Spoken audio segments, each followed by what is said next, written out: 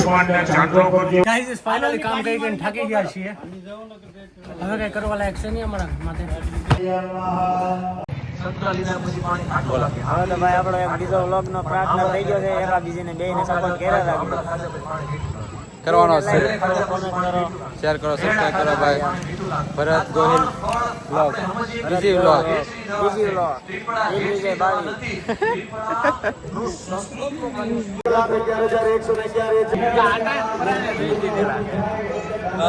જય જગનેશ્વર મહાદેવ. હું આવી ગયો છું રસોડે. આજે બપોરે જમણવાર છે તો રસોડે કામ જલ્દી ચાલી રહ્યું છે.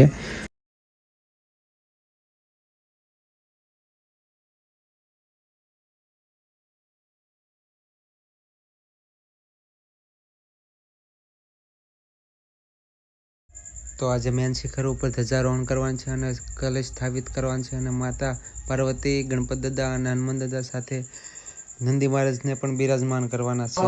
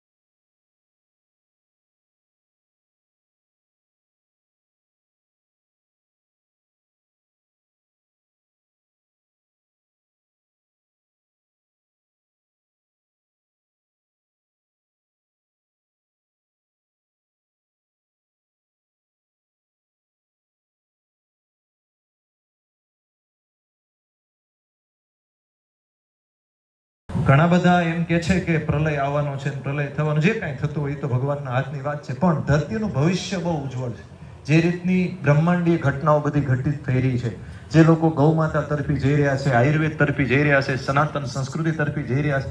તમે જો સુરતમાં 80માં લહેરાના લોકો આ પરસેવામાં અહીંયા આનંદ કેવા દિલથી એમ મૂળ સાથે લોકો જોડાયેલા છે. એટલે પ્રલયની બધી વાતો સોશિયલ મીડિયામાં ચાલે, સારી બાબત છે, હશે આપને કાંઈ ખબર નથી, પણ ભવિષ્ય ઉજ્જવળ છે. ઘણીવાર ભોળાનાથ ઘણા એમ કે બ્રહ્મા નિર્માણ કરે, વિષ્ણુજી છે એ પાલન પોષણ કરે. અને આ મને પ્રશ્ન અમારા ગુરુકુલમાં એક વિદ્યાર્થી પૂછ્યો કે શિવ સંહાર કરે, ત્યારે મેં કીધું બેટા તો થોડોક સુધારો કરી નાખ.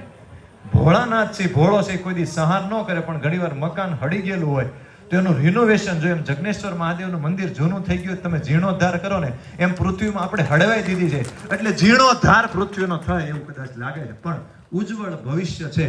અને એના માટે ઘણા બધા દિવ્ય આત્માઓ આ ધરતી ઉપર અવતરિત થવા માંગે છે અને ઘણા બધા અવતરિત થઈ ચૂક્યા છે. જે કલ્કી અવતાર છે એ એક નહીં હોય, એ અસંખ્ય રીતે કલયુગની રૂપાંતર કરીને સતયુગમાં સ્થાપના કરશે. એના તમને 2-3 પ્રમાણ આપું કે 2-3 વર્ષ પહેલા ગળો છે એ બકરા ખાતા અને કોરોના આવ્યા પછી માણા ગૌરવથી પીતો થઈ ગયો. આ પરિવર્તન છે. કોરોના પહેલા કોઈ છોકરાઓને અમારે કડવી દવા પીવડાવી હોય ને તો છોકરાનું મોઢું બગડી જાય ને એનું માનું મોઢું બગડી જાય, પણ કોરોનામાં ઉકાળા પી અને બધાને કડવાની આદત પડી ગઈ. કેટલો પોઝિટિવ પોઈન્ટ. ક્યારેય પંજાબથી હિમાલય દેખાણો નથી. કોરોના કાળમાં લોકડાઉનના કારણે પહેલી વાર હિમાલય દેખાણો. કેટલું વાતાવરણ શુદ્ધ થઈ ગયું.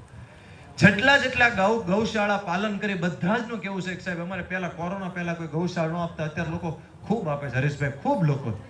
એટલે ગાય બધા બાંધવા માંડ્યા, પાલન કરવા માંડ્યા. દેશી દવા કહેવાય, ઉકાળો ફાંકી કહેવાય, વેલા પાંદડા કહેવાય, 2-3 મહિને લાગુ પડે, 3-4 વર્ષે મટે, લાગુ પડે ન પડે કાંઈ નક્કી નહીં. અમારી જેવા વેદ્યો બિચારા થેલા લઈ લઈને ગામડે આંટા મારતા. આજે તમે એટલો પ્રેમ અને સન્માન આપો છો, એ ઋતુ ચક્ર અને વિશ્વ ચક્રનું આ પરિવર્તન છે. એટલે ભગવાન ભોળાનાથ નવનિર્માણ કરે છે ત્યારે આ નવનિર્માણમાં અહીંયા માતૃશક્તિ ઉપસ્થિત છે. ત્યારે કાલે વિશ્વના ઇતિહાસકારે ભારતની દેશની બેટીઓ બનાવ્યો. કદાચ તમે જાગીને જોયો, મેં તો આખી રાત જાગીને જોઈ. હમણાંથી પહેલા મેચ જોતો પણ હમણાં જોઈ નહીં, પણ દેશની દીકરીઓએ વર્લ્ડ કપ આખા વિશ્વનો ઇતિહાસ કર્યો અને ભારતને વર્લ્ડ કપ અપાયો. ત્યારે માતૃશક્તિનો આ યુગ પરિવર્તનમાં બહુ જ મોટો ફાળો રહેવાનો છે. ત્યારે મારી આપ સૌના ચરણોમાં વિનંતી છે, ખાસ કરીને જે સાસુમાઈ બેઠા છે, જે વડીલો બેઠા છે, સનાતન વૈદિક પરંપરાના 16 સંસ્કાર છે અને એનો સૌથી મહત્વપૂર્ણ કોઈ પાયાનો સંસ્કાર છે એ ગર્ભ સંસ્કાર છે. બાળકનું 90% વિકાસ એના જન્મ પહેલા થઈ જાય છે. ત્યારે એમાં 3 પ્રકારના બાળકો છે. પહેલા પ્રકારના બાળકો જે આવી રહ્યા છે એ છે એક્સિડેન્ટલ ચાઇલ્ડ. બીજા પ્રકારના બાળકો છે જે માતા પિતા ધ્યાન કરે, યોગ કરે, સાધના કરે, પ્રાર્થના કરે અને પોતાનું શરીર મન શુદ્ધ કરી અને જે આવે છે એ સજ્જન શક્તિઓ એટલે ડિઝાઇનર બેબી. અત્યારે સમાજ ત્યાં સુધી પહોંચ્યો છે મેટ્રો સિટીમાં ડિઝાઇનર બેબી સુધી. પણ આવનારો જે સમય છે સાહેબ, કેટલાય બધા દિવ્ય આત્માઓ આ ધરતી ઉપર અવતરિત થવા માંગે છે. એક ઉદાહરણ આપું. સ્વામી વિવેકાનંદે પોતાની આત્મકથાને કીધું કે લોકોની સેવા માટે, આંસુડા લૂસવા માટે, આંતરડા ઠારવા માટે મારે 1000 વાર જન્મ ધારણ કરવો પડે તો હું કરીશ. આયુર્વેદમાં મહાન વેદ પ્રભાશંકર નાનભટ્ટ ગઢડાવાળા, ઈશ્વરના પરમ ઉપાસક અને બ્રહ્મ ધ્યાન સુધી પહોંચેલા, એને એના શિષ્યોની છેલ્લી ક્ષણે કીધું હતું કે હજી એક હું જન્મ ધારણ કરીને આખા સમગ્ર વિશ્વમાં આયુર્વેદની પુનઃ પ્રતિષ્ઠા કરીશ. આવા કેટલાય મહાપુરુષો આ ધરતી ઉપર, બહુ ગંભીર વાત છે, પણ આ મહાદેવનું સાનિધ્ય છે ત્યારે અવતરિત થવા માંગે છે, પણ એને યોગ્ય મા બાપ નથી મળતા. ત્યારે મારી તમારી આપણા બધાની જવાબદારી છે અને હું તમારી પાસે એક વેદ તરીકે માગું છું, વડીલો જે સાસુમાં છે પોતાની વહુને એના માટે તૈયાર કરે કે એવા બાળકને જન્માવો, લવ અને કુશ જેવા કે જે સીતાજી ઇતિહાસમાં અમર થઈ ગયા, છત્રપતિ શિવાજી જેવા કે જેનાથી જીજાબાઈ અમર થઈ ગયા. આવા હજારો દેશની માતાઓની કુક છે આ, કારણ કે જે સનાતન સંસ્કાર એક એક દેશની માતાઓમાં છે. ત્યારે આપણી હવે જવાબદારી છે એવા દિવ્ય આત્માનું એનું આહવાન કરવું પડે. તો આહવાનનો રસ્તો શું? એનો રસ્તો એ છે કે મા બાપ એવું વિચારે કે અમારા ઘરે જે બાળક આવે સમગ્ર વિશ્વના કલ્યાણ માટે આવે અને એનું શરીર શુદ્ધ કરે, એનું મન શુદ્ધ કરે, એની સાધના કરે અને બ્રહ્મ સ્થાપના મંત્રના માધ્યમથી દિવ્ય આત્માનું આહવાન કરે.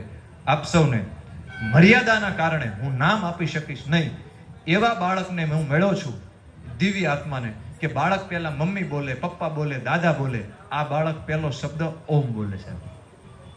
એવા બાળકને હું મળ્યો છું. એના ઘરે મેં જોયા છે કે ઘરના સિરિયલ જોતા હોય, આડોળું જોતા હોય, બધું બંધ કરાવી અને એને પ્રાણાયામ ને યોગ જ જોવાનું. કોઈને કાંઈ, હવે તમે સમજો 3-3 વર્ષનું બાળક આખા ઘરમાં કોઈને કાંઈ ન જોવા દે અને યોગ જોવડાવે, એ 25 વર્ષનું થાય ત્યારે દુનિયા બદલાવી નાખે. તો આ દેશ ઉપર આવા દિવ્ય આત્માઓ અવતરિત થવા માંગે છે. આપ સૌને મારી આ જગ્નેશ્વર મહાદેવ કરતા હું શબ્દ વાપરીશ, કારણ કે મહાદેવ થોડોક આઘો શબ્દ પડે. જગ્નેશ્વર દાદા, આપણો દાદો છે, દાદાના સાનિધ્યમાં કે આ ગામની અંદર પણ એવા દિવ્ય આત્મા અવતરિત થાય અને આ ગામના લોકો દાદાના આશીર્વાદ લેવા માટે આવ્યા છે. એ સુરતમાં હોય, અમદાવાદ હોય, અમેરિકા હોય, કેનેડા હોય, ગમે ના હોય, એક વેદ તરીકે હૃદયથી ભગવાનને પ્રાર્થના કરું છું કે આપ આ સંસ્કાર અને વિચાર લઈ અને આપના ઘરે જ્યાં હોય ત્યાં આવો દિવ્ય આત્મા આવેના વિશ્વને આખું રૂપાંતર કરે એવી મારી એક પહેલી પ્રાર્થના છે. આપને વિનંતી. બીજી આપ સૌને મારી એક બીજી વિનંતી છે. યશ્ય ગો રૂપમ તસ્ય વિશ્વ રૂપમ. જેવી ગાય માતાની પરિસ્થિતિ હશે એવી વિશ્વની પરિસ્થિતિ હશે. એટલે આપણે જેટલું આપણું માનું સન્માન કરીએ છીએ એટલું જ આપણું ગાય માતાનું સન્માન કરીએ એવી આપણી પ્રાર્થના છે. સન્માનમાં કાંઈ નથી માગતી, પણ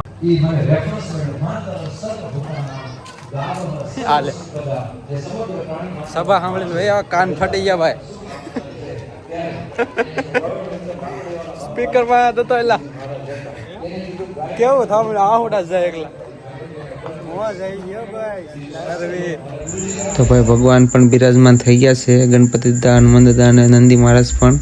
તો તમે દર્શન કરી લ્યો. અને 3.5 દિવસનો પુનઃ પ્રાણ પ્રતિષ્ઠા મહોત્સવ હતો, એમાં બહુ મજા આવી. અને હવે આપણે દેશી લાઈફસ્ટાઈલના વ્લોગ છે, રિયલ લાઈફ આપણી હાલતી છે, એ વ્લોગ નાખવાના છે. અને તમે ગમે વ્લોગ તો લાઈક, સબસ્ક્રાઈબ ને શેર કરી દેજો અને ભગવાનના તમે દર્શન કરી લ્યો.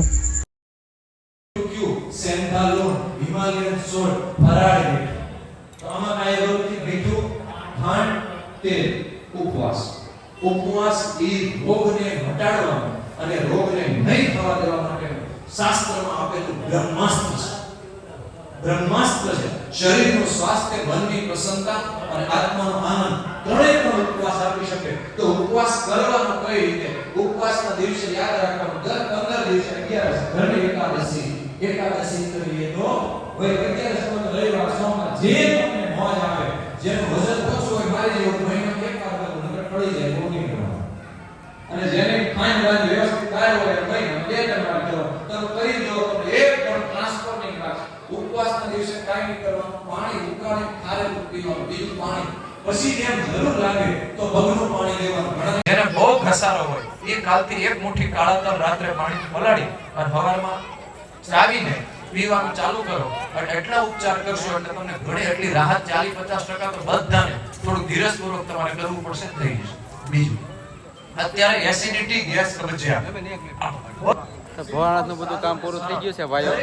કાલથી બધા પોતાના કામ હાલો જમવા પ્રસાદી લેવા. મહાદેવ ક્યાં છે? બધાને લેવાય, દરેકને બતાવો. સંતરા લીધા પછી પાણી આટલો લાગે. હવે તો ભાઈ આપણો એક બીજો વ્લોગ નો પ્રાર્થના થઈ ગયો છે. એકાબીજીને બેયને સપોર્ટ કર્યા રાખજો. કરવાનો છે. કોમેન્ટ કરો. શેર કરો, સબસ્ક્રાઇબ કરો ભાઈ. ભરત ગોહિલ બ્લોગ, બીજી બ્લોગ.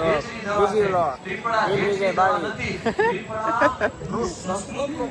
ચાલુ કરો ત્યારે ગામડે તો કાલથી બની જાય. ગળો, ગોખરું અને આમળા. રસાયણિક ચૂર્ણનો 1 ચમચી બધાય. જો 25 વર્ષ નહીં લેવાય હો, પણ 40 વર્ષના ફરજિયાત. કાલથી રસાયણિક ઘા કરતો ને સજ્જા, તારા માં નામ છે. ઘા કરતો ને